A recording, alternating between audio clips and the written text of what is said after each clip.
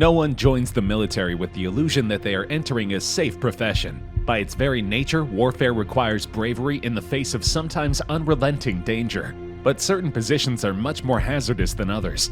Today we are looking at the most dangerous military jobs.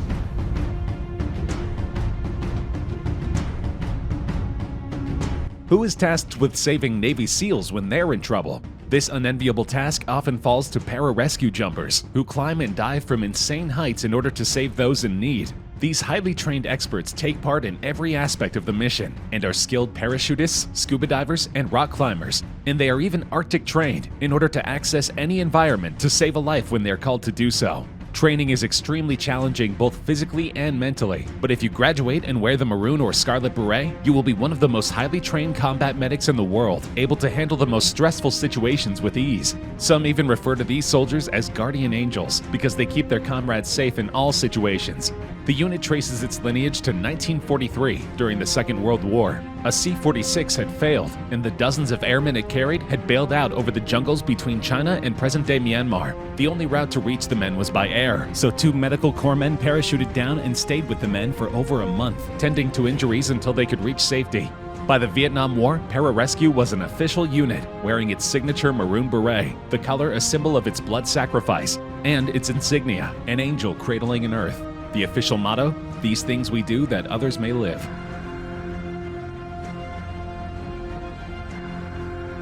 Special Operations is an umbrella term for a number of specialized military units, including the Army Green Berets, Navy SEALs, and Air Force Special Tactics. Because these groups are used for highly risky missions, such as the assassination of Osama bin Laden, these soldiers are often put into extremely dangerous situations. Each Special Operations unit is highly trained in general combat and small unit tactics. Each one can be used for many general Special Operations missions. However, each Special Operations group is primarily trained for specific types of missions. If one wished to attach explosives under the waterline on an enemy ship, for example, Army Rangers would not be the best choice. In this instance, the Special Operations force with the most training and experience in underwater combat operations would be Navy SEALs. On the other hand, if one needed to deploy a highly trained light infantry force well inland behind enemy lines to destroy a significant military target, you can't do much better than a company of Army Rangers. And bear in mind that it is extremely competitive to get into these programs. The competitive standard to be even considered for Navy SEAL training is to swim 500 yards in 10:30, do 79 push-ups, 79 sit-ups, 11 pull-ups, and run 1.5 miles in 10 minutes.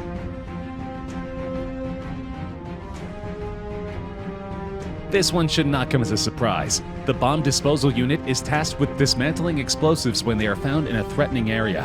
While they are highly trained, there's always a chance the bomb could detonate while they are disarming it. Assigned to some of the most dangerous missions, they perform tactically harrowing and technically demanding tasks in diverse environments worldwide. A job for the best and bravest. They do what needs to be done to keep others safe. Job training for an explosive ordnance disposal specialist requires 10 weeks of basic combat training and 37 weeks of advanced individual training, split between Fort Lee, Virginia and Edgeland Air Force Base, Florida. This unit was developed during World War II because previous wars did not necessitate the dismantling of sophisticated bombs. Before the war, there was no method or organization to deal with undetonated bombs. Since then, the need for this unit has only increased. Unsurprisingly, infantry, or foot soldiers, are the military unit putting themselves on the front line, and therefore into danger's way. Infantry traditionally relies on moving by foot between combats as well, but may also use mounts, military vehicles, or other transport. Infantry make up a large portion of all armed forces in most nations, and typically bear the largest brunt in warfare, as measured by casualties, deprivation, or physical and psychological stress. Originally, job training for infantrymen required 14 weeks of one-station unit training, which included basic combat training and advanced individual training. Part of this time was spent in the classroom and part in the field. But a little more than a year ago, the Army kicked off a pilot program that looked to add 8 weeks to the infantry one-station unit training, all in an effort to make new soldiers more lethal. They're conducting 74 miles of foot marches, and a total of more than 100 foot miles marched in the course. Each trainee has fired 2,475 live rounds by the program's end. That's compared to 1,355 under the 14-week model, according to a report released by the U.S. Army. Did you know the Army still has cavalry? The soldiers of the US Army have a different type of cavalry than in the old days. Obviously, cavalry used to ride on horseback, but these days things have changed dramatically. They now have mechanized cavalry, made up of tanks, armored personnel carriers, and Humvees. Beginning with traditional strengths, Army cavalry have historically combined mobility, protection, and firepower to allow both stealthy and forceful maneuvers. While Scouts have achieved success in recent decades utilizing M3 cavalry fighting vehicles, Stryker Reese vehicles, and Humvees, they have likewise benefited from organic integration of M1 Abrams tanks and Stryker mobile gun systems. Job training for a cavalry scout requires 16 weeks of one-station unit training. Some of it takes place in the classroom, but most of it will be spent on the field. Whether it's taking part in squad maneuvers, target practice, or war games, cavalry scouts are constantly refining their skills to keep themselves sharp. Though they have the benefit of an armored vehicle to protect them, these vehicles are often targets, thus putting cavalry in a dangerous situation. In civilian life, the term engineer might conjure up some sort of math-oriented, pencil-pushing type who frets over numbers and angles for a living. But in the Army, not all engineers are sitting at desks. With the motto of UBEAK, meaning everywhere, military engineering is a varied and exciting trade. It includes bridge building, small boat handling, and explosives handling, among many other skills. Put simply, a combat engineer is a jack of all trades who can be called on at any point to do numerous tasks. Combat engineers can wield a chainsaw, build a bridge, clear a minefield, build a road or airfield, and use explosives to demolish a target. Combat engineers also conduct basic construction tasks and purify water. Job training for combat engineers requires 14 weeks of one-station unit training, which includes basic combat training and advanced individual training. Part of this time is spent in the classroom and part in the field with on-the-job instructions. While this combat position is technically closed to women, some have actually been able to train as combat engineers for years at Fort Leonard Wood in Missouri. By 2013, 55 women had graduated.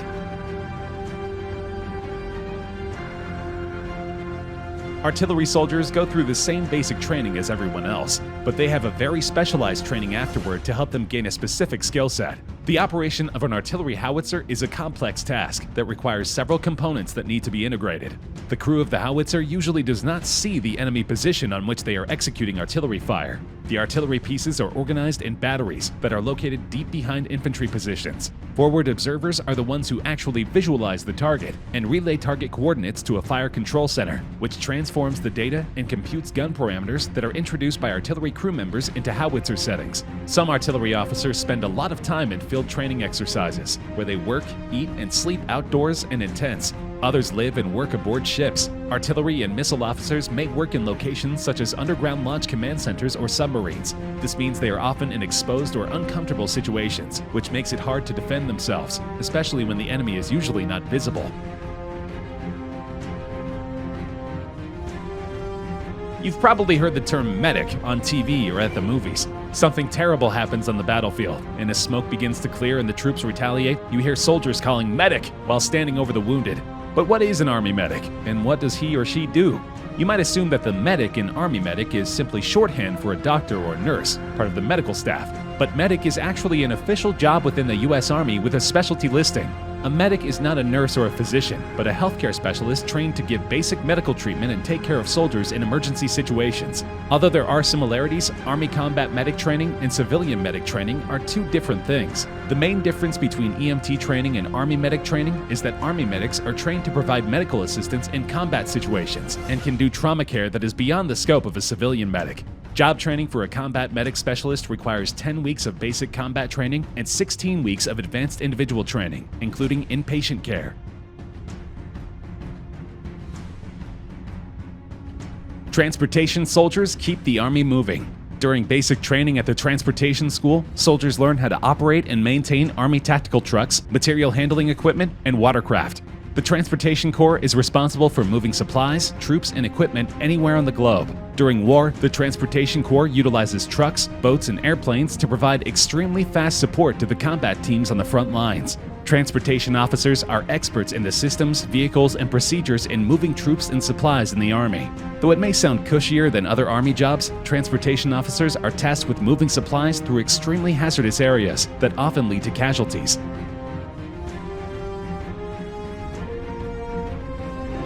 Pilots are active in both the Air Force and the Navy.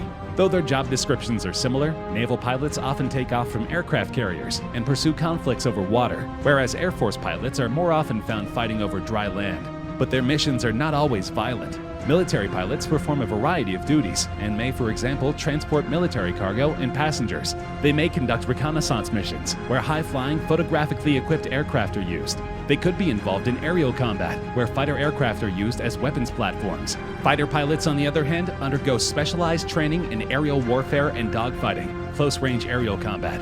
A fighter pilot with at least 5 air-to-air kills becomes known as an ace. Many others are not so lucky and perish in the line of duty.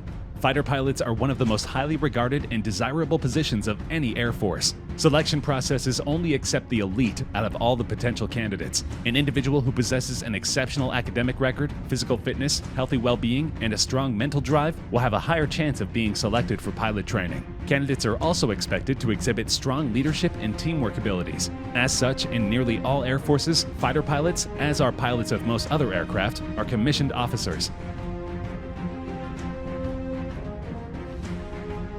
An artillery observer is a person who watches the effects of artillery fire, adjusts the center of impact of that fire onto a target, and reports the results to the firing agency. After completion of basic combat training, enlisted soldiers attend a 10-week course on the fundamentals of call-for-fire techniques, as well as general fieldcraft and small unit tactics at Fort Sill, Oklahoma. Observers must be able to work independently for long periods of time, and because the clandestine nature of their work and their frequent placement on or behind enemy lines, the ability to operate with minimal support is of great importance, as some missions can often last for days or weeks. Obviously, this job is extremely hazardous because it requires the forward observers to sneak behind enemy lines and determine the extent of damage to the enemy's resources.